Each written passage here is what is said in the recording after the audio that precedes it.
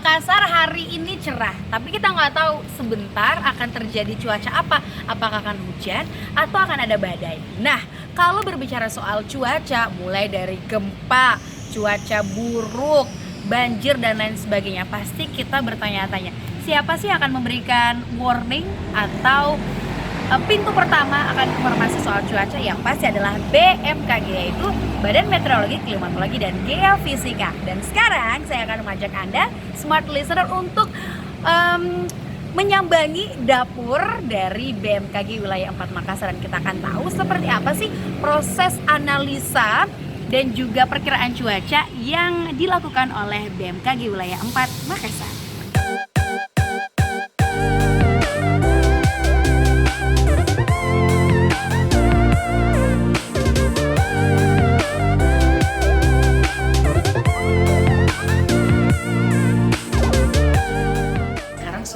Di ruang pelayanan jasa. Nah, di ruangan inilah teman-teman BMKG ini akan melihat bagaimana perakiraan cuaca, termasuk di dalam sini kalau bisa dilihat di komputer ini, dalam 1 minggu ke depan udah bisa diprediksi cuacanya akan seperti apa, khususnya di Sulawesi Selatan dan juga di Makassar. Nah, untuk mengetahui lebih lanjut bagaimana proses pengamatannya, kita akan langsung bersama-sama. Saya akan ngajak Anda untuk ngobrol dengan Pak Siswanto. Ada Pak Siswanto di sini nih, menemani smart listener kalau kita butuh informasi di Smart FM Makassar. Nah, Pak Siswanto, mungkin boleh dijelaskan sekarang ini lagi proses apa sih, apa yang dilakukan oleh teman-teman di ruangan pelayanan jasa ini? Ya, jadi saat ini kondisi teman-teman ini sedang mengerjakan perakiraan cuaca untuk hari ini, kemudian besok dan lusa. Nah, ini melalui beberapa proses tahapan yang memang sudah terbentuk SOP di kami sesuai dengan SOP skala nasional yang sudah diarahkan oleh pusat. Jadi bentuknya seperti apa? Ini seperti di sini kalau kita lihat. Jadi ini adalah gambaran model dari beberapa unsur cuaca yang ada di Sulawesi Selatan, ya, khususnya. Jadi rekan kami ini, Mbak Esti ini, sedang melihat kondisi bagaimana proyeksi cuaca, kondisi curah hujan untuk besok, kemudian sampai dengan 7 hari ke depan seperti apa. Ini kan banyak warna-warnanya, mungkin bisa dijelasin nih, ini tandanya apa, cuaca hujan yang akan menunjukkan hujan itu seperti apa. Untuk di sini kita menampilkan beberapa model perakiraan cuaca. Model-model yang digunakan itu seperti yang dilihat di sini, di gambar yang biru-biru yang bergerak, ini kita sebut dengan total presipitasi. Dari model ini kita dapat melihat potensi hujan yang akan terjadi di wilayah Sulawesi Selatan, apakah itu ringan, sedang, atau lebat. Ini dengan range waktu 6 jaman, 3 jaman, sampai dengan 7 hari ke depan. Selain itu, untuk yang warna merah ini kita untuk melihat bagaimana potensi angin yang akan terjadi di wilayah Sulawesi Selatan, apakah akan terjadi angin kencang atau anginnya masih normal, dalam skala normal. Kemudian untuk yang di layar tengah ini kita memantau suhu udara dan juga kelembaban udara yang dicatat di stasiun-stasiun pengamat yang ada di Sulawesi Selatan, seperti Stasiun Meteorologi Hasanuddin, kemudian Meteorologi Maritim Pautere, kemudian yang ada di Masamba dan di Tanah Toraja. Untuk yang di atas ini kita melihat, iya betul. Ini kita melihat sirkulasi angin skala globalnya. Jadi dari sini kita bisa melihat untuk wilayah Indonesia, terutama Sulawesi Selatan, angin umumnya bertiup dari arah mana. Kemudian karena saat ini anginnya monsun baratan yang saat ini sedang heboh di mana-mana, itu merupakan angin yang bertiup dari wilayah Asia menuju Australia. Jadi wilayah Indonesia cenderung basah, masa udaranya basah. Kemudian untuk yang di sini ini kita melihat indeks stabilitas atmosfer dan juga kelembaban udara. Oke, jadi inilah bagaimana kondisi di Sulawesi Selatan khususnya ya. Nah, berarti untuk 1 minggu ke depan nih, gampangnya biar ketahuan sama smart listener kondisi kita seperti apa sih cuacanya di Sulsel. Untuk prospek cuaca 1 minggu ke depan di wilayah Sulawesi Selatan, itu untuk wilayah pesisir barat, seperti yang kita ketahui 2 hari belakangan ini terjadi hujan dengan intensitas sedang sampai dengan lebat. Namun untuk seminggu ke depan diprediksi akan menurun. Jadi hujan yang berpotensi terjadi hanya berkisar ringan sampai dengan sedang. Ini kemarin kejadian yang hujan lebat yang menyebabkan hujan di wilayah bagian barat dan juga Sopeng, Sidrap-Wajo. Kalau kita lihat, Semakin tua berarti semakin lebat. iya, semakin tua dan semakin hijau. Ya, seperti itu. Oke. Ini curah hujannya itu bisa mencapai 50 mm lebih dalam sehari. Dan itu akan terjadi sampai minggu depan. Kalau untuk wilayah pesisir barat hanya ringan sampai sedang. Namun untuk wilayah utara seperti Luwu Utara, Luwu Timur, kemudian Palopo dan Luwu itu berpotensi terjadi hujan dengan intensitas sedang sampai dengan lebat. Nah, di sini di BMKG itu kita sekarang sistemnya pengisian perakiraan cuaca itu masuk National Digital Forecast. Jadi semua KUPT atau koordinator provinsi itu akan mengisi perakiraan cuaca dari semua wilayah kota kabupaten. Itu secara bersamaan dimulai pada jam 00 UTC. Kalau di sini jam 8 local time. Itu kita akan masuk ke laman yang seperti bisa dilihat yang sedang dikerjakan oleh Kakak Rere. Ini terintegrasi secara Iya, nasional. terintegrasi secara nasional. Warning harian itu kalau yang kita berikan di sini meliputi angin kencang, kemudian tinggi gelombang juga, dan juga potensi hujan lebat disertai petir kilat. Pengamatan citra satelit biasa untuk kita membuat updatean warning per 3 jaman seperti biasa yang diterima masyarakat. Dalam beberapa hari terakhir kan warning wilayah Sulawesi Selatan berlaku pukul sekian sampai sekian untuk wilayah mana aja. Kita membuat warning berdasarkan hasil pantauan citra satelit dan juga kita melihat pengamatan aktual dari automatic weather station yang ada di wilayah Sulawesi Selatan.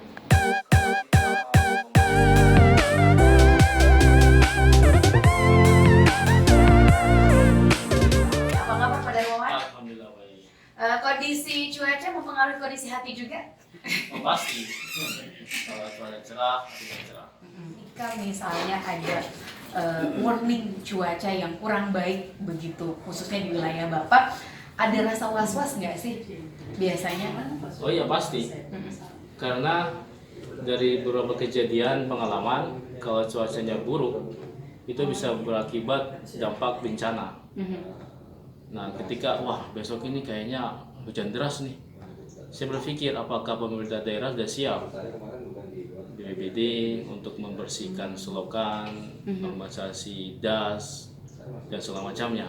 Kalau kita mau membandingkan prediksi cuaca Indonesia dengan di luar negeri, itu sebenarnya paling susah di Indonesia. Kenapa? Karena di Indonesia itu kita memprediksi cuaca menggunakan data angin, streamline, kita sebut streamline. Kalau di daerah Amerika, Eropa, Jepang, dia di lintang atas subtropik, itu mereka memprediksi cuaca menggunakan data isobar, line data yang tekanan yang sama. Itu cara memprediksi paling mudah, paling gampang. Berarti cara kita sulit. Sulit, kenapa sulit? Karena kita berada di daerah Khatulistiwa. Jadi kita punya dua daerah yang berbeda, utara dan selatan. Dan ketika angin dari utara selatan bertemu, itu banyak sekali pergolakan di situ, banyak sekali turbulensi.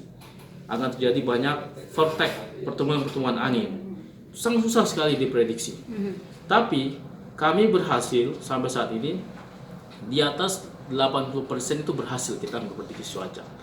Jadi masyarakat mengatakan BMKG sering meleset, sering tidak tercapai. Sebenarnya tidak juga, karena target kami 80% itu berhasil. Sedangkan di daerah barat, daerah lintang tinggi, Jepang, kemudian di Cina, Eropa, mereka bisa memprediksi sampai 80%, itu luar biasa. Nah, sejauh ini selain itu tadi, tantangan terbesar dari BMKG wilayah 4 Makassar ini apa? Tantangan kami dari segi peralatan, ya, peralatan kami masih belum memadai, masih banyak yang mesti kita, seperti contohnya radar kami itu belum mengcover seluruh area, masih ada belum blank spot di situ, masih ada seperti di daerah Luwu itu belum ada bisa kami cover. Di sana ada radar tapi hanya 50 km jangkauannya, begitu. Kemudian dari penghitung curah hujan ARG kami itu belum tersebar secara merata. Kita bandingkan dengan Jepang. Jepang itu satu kecamatan saja atau satu kabupaten bisa sampai 1.000 alat di situ. Ya, kita di sini di Sulawesi Selatan total itu cuma sekitar 100 lebih untuk pencatat curah hujan Di satu kota. satu provinsi. provinsi. Itu sangat tidak memadai sebenarnya. Jadi kita di Indonesia itu setiap tahun pasti mengalami 2 musim. Musim angin barat, monsun barat, musim angin timur, monsun timur. Itu pasti. Dan ini sudah berlaku semenjak bumi ini ada. Di masyarakat yang takut terhadap angin monsun barat itu sebenarnya tidak perlu berlebihan ketakutannya. Oleh karenanya kami mengimbau pada masyarakat supaya senantiasa mengikuti info dari kami dan mengantisipasinya. Ketika kami mengatakan besok akan terjadi hujan lebat, akan terjadi angin kencang, maka masyarakat sudah mulai rapi-rapikan selokannya, merapikan pohon-pohonnya, ya. Jangan sampai banyak pohon ranting yang menjular tinggi, ketika kena petir badai angin kencang jatuh menimpa. Ya, karena banyak sekali itu. Kemudian juga di halamannya sekeliling lingkungannya, kalau ada batu-batu yang berpotensi akan tergelincir ke bawah, maka masyarakat harus. Nah, ini bisa dipelopori oleh kepala desa, lurah untuk keselamatan kita bersama. Ternyata pagi ini juga ada satu kegiatan yang mempertemukan semua kepala UPT dari BMKG wilayah 4 Makassar. Nah, ini adalah forum fokus group discussion. Forum ini adalah forum diskusi bulanan yang kita lakukan setiap bulan untuk mendiskusikan fenomena apa yang terjadi terkait dengan cuaca dan iklim yang terjadi di Sulawesi Selatan. Ini berkumpul dengan beberapa teman-teman dari UPT di Sulawesi Selatan membahas fenomena-fenomena iklim yang sedang berkembang di Sulawesi Selatan. Nah, forum ini kami anggap penting nanti sehingga apa yang kami sampaikan ke masyarakat inilah yang hasil bahasan diskusi dari teman-teman di Sulawesi Selatan gitu. Salah satu yang harus kita waspadai di Indonesia karena Indonesia adalah ring of fire adalah tsunami dan juga gempa. Nah, sekarang kita ada di depan ruangan TWS Tsunami Early Warning System. Nah, di dalam kita akan lihat kira-kira kegiatannya seperti apa sih di ruangan TWS ini. Apakah berbeda atau sama dengan ruangan pelayanan jasa sebelumnya? Kita akan masuk ke dalam. Permisi, Pak Made. Pak Made ya? Iya. Oke, saya Rifa, Pak. Nah, ini Pak Made jabatannya sebagai ini ya? Kepala Sub Bidang Pengumpulan dan Penyebaran Data. Oke, dan ini ruangannya. Jadi kalau bisa dibahasakan Pak Made, ini nih kepalanya di sini. Bosnya anak-anak ya. Nah, Pak Made kegiatan di sini tuh seperti apa sih? Tadi kan kita udah jalan-jalan ke ruangan pelayanan jasa. Ya. Di sini apakah kegiatannya sama aja atau kayak gimana sih spesifiknya? Berbeda, Pak. Jadi di sini khusus untuk mengamati monitoring gempa bumi yang terjadi di seluruh dunia, khususnya di Indonesia, spesifiknya di Sulawesi Selatan. Oke. Jadi kalau nanti ada gempa, kita bisa langsung analisa, kemudian disebarkan. Itu kalau gempanya besar, waktunya bisa di bawah 5 menit. Kalau gempanya kecil, bisa di atas 10 menit. Nanti teknisnya ada Pak Imran. Oh, ada Pak Markan Imran. sama Pak Imran. Saya biasanya kalau misalnya googling gitu ya, BMKG, kalau kita search BMKG atau gempa pasti yang muncul ini nih, garis-garis keriting-keriting ini. Bisa dikasih tahu cara bacanya atau melihatnya seperti apa sih?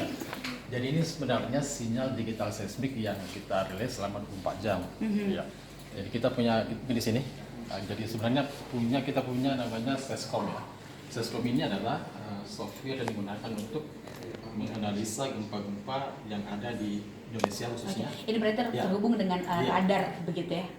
Enggak, Alat pendeteksi gempa dengan itu. jaringan seismik kita yang ada di Indonesia yang sekarang jumlahnya 372. Nah di sini ini adalah jaringan seismik kita seperti yang ada di mana Mas di Tanah Toraja. Ini apa nih? Ini posisi dari sensor kita. Oke. Jadi sensor itu adalah alat untuk mendeteksi getaran seismik, merupakan getaran dari gempa bumi. Nah kalau kita lihat bahwa di sini adalah posisinya di Sulawesi berapa? di Sulawesi Selatan. Pulau Sulawesi. Iya. Sulawesi Selatan 86. Kalau kita di Sulawesi Selatan dan Barat itu sekitar 8 ya. Sekarang itu sudah berjumlah kurang lebih sekitar 20 karena tahun ini ada penambahan sekitar 24 tepatnya, Sulawesi Selatan dan Sulawesi Barat. Kebetulan kita masih mengakuisisi Sulawesi Barat karena mereka belum ada PT di sana. Oke. Iya. Seberapa sering ada getaran-getaran gempa kalau untuk Sulawesi Selatan? Selatan ini banyak loh. Oh ya? Karena dalam 1 bulan itu bisa sekitar 50 sampai 100. Oh ya? Iya. Tapi nggak kerasa ya Pak? Iya, jadi gempa itu perlu dipahami bahwa tidak semua gempa itu dirasakan. Bahkan sebagian besar gempa itu tidak dirasakan. Oke. Untuk mengetahui ada getaran gempanya sampai 50 kali itu Iya. gimana cara melihatnya? Tadi Apa menjawab tandanya? pertanyaan Mbak tadi masalah yang sinyal ini dari sensor seismik kita yang ada di lapangan di sini, nanti keluarnya seperti ini. Ya di sini yang tampilan layar lebarnya, yang di sini sama saja sebenarnya. Maka ini adalah sinyal yang real time gempa jam. Jadi ya dari sini tadi posisi ini. Jadi prosesnya memang sangat rumit karena ini berada di lapangan, berada di batuan yang keras. Seperti yang ada di sini di Kapang dan Maros ya. Kemudian terhubung dengan satelit. Nah nanti direlay ke Jakarta, baru masuk ke sini. Jadi prosesnya sebenarnya panjang. Tapi kita menganalisanya itu cepat. Oke. Karena itu sudah terhubung semua dengan satelit. Jadi makanya informasi yang sampai ke masyarakat juga cepat. Iya, mestinya dengan teknologi yang berkembang cepat itu kita akan melakukan diseminasi secepat juga supaya informasinya sampai dengan Baik. Nah, bisa. kalau untuk sekarang nih Pak, ini kan pantauan 24 jam. Kalau sekarang ada nggak getaran gempanya? Sekarang nih. Sekarang ini real time, coba kita Yang lihat ya. mana kita lihat? Nah, sebenarnya Tandanya. begini, kalau getaran gempa seismik itu harus dianalisa sama ahlinya ya. Dalam hal ini ahli gempa yang sudah berpengalaman ditunjuk. Oke. Nah, seperti Boleh kenalan dulu ini ya, ahli gempanya. betul. Namanya siapa Pak ahli gempa? Barkah. Barkah, Barkah, oke. ya, pakai H. Pak Barkah, coba dikasih lihat dulu. Kalau sekarang ini kan real time. Iya. Sekarang ada nggak gempanya? Tandanya melihat ada gempa tuh gimana sih? Biasanya kalau terdapat gempa dia ada trigger seperti ini, Mbak ya. Seperti ini. Ah, ini dia. Biasanya kalau seperti ini ada beberapa stasiun atau sensor kita yang mencatat, maka ini telah terjadi gempa. Di mana? Biasanya kita lihat dari analisa otomatis. Kan kita di sini bisa analisa ada 2. Jadi ada otomatis, ada manual. Jadi kalau otomatis dia sistem melakukan analisa terlebih dahulu. Nah, biasanya gempa-gempa besar yang bisa dianalisa oleh sistem. Contohnya ini ya. Selebihnya manual gitu ya. Ini 2 jam lalu mas ya. Ya, contohnya ini gempa 2 jam yang lalu terjadi di Laut Banda ya. Laut Banda. Kemudian sinyalnya seperti ini. Nah, tampak sinyalnya seperti ini. Oke. Karena dia analisa otomatis, maka tampak di sini ada peaking gelombang P yang dilakukan oleh sistem by sistem. Ini juga langsung terbaca skala kekuatannya seperti apa? Iya, ini. Tapi ini baru skala awal. Kita belum melakukan analisa manual. Nah, kalau kita yang lakukan analisa manual, maka kita picking lagi gelombang P di sini misalkan. 1, kemudian. Jadi seluruh sinyal kita lakukan picking ya manual. Seperti itu. Dan ini dilakukan dengan cepat. Oke. Cepat ya. Berarti Cepat. simpelnya kalau ada sinyal seperti ini atau garis-garis seperti ini yang agak mengganggu gitu, itu berarti ada gempanya gitu ya. Nah, kalau untuk mengetahui ini kan juga pusat informasi tsunami gitu ya. Untuk tahu berapa sebenarnya skala gempa yang mengakibatkan terjadinya tsunami biasanya? Barkah. Karena tidak semua gempa kan menimbulkan tsunami. Ya, Pak, ya. Jadi dia ada kriteria khususnya untuk gempa menimbulkan tsunami. Pertama, dilihat dari magnitud atau kekuatan gempanya. Jadi kekuatan gempanya itu harus di atas 7 skala Richter. Kurang dari lebih dari atau sama dengan 7 skala Richter. Kemudian kedalamannya. Kedalamannya dia dangkal biasanya tuh. Biasanya kedalaman 10 sampai 30 km. Kemudian dia lokasinya berada di laut. Kemudian ada lagi dia terjadi deformasi dasar laut atau jenis sesarnya adalah naik atau turun. Nah, keempat kriteria ini itu bisa menimbulkan gempa bisa menimbulkan tsunami. Seperti itu. Jadi tidak semua gempa bisa Tidak menimbulkan semua tsunami. gempa, tapi yang harus kita pahami adalah magnitudonya Ya, sampai magnitud. mencapai 7 skala Richter gitu ya. Iya, sama dengan atau di atas 7 skala. Di atas 7 skala. Iya. Seiring dengan teknologi yang berkembang, kita juga memprokes ke Facebook ya, ke grup WhatsApp ya. agar lebih cepat. Dan kita punya grup banyak di sini, ada grup media, grup BPPD, Pusdialog, dan ini akan memungkinkan kita untuk penyebaran informasi lebih cepat. Oke, jadi dari data yang sudah dihimpun tadi, informasinya yang akurat langsung disebar melalui media sosial gitu ya, biar langsung sampai ke masyarakat. Berarti Mbak ini miminnya BMKG. Iya, gitu ya? boleh dikatakan seperti itu. Dan terima kasih untuk Anda yang sudah menyaksikan jalan-jalan kami di kantor BMKG Wilayah 4 Makassar. Jangan lupa like, comment, share, and subscribe.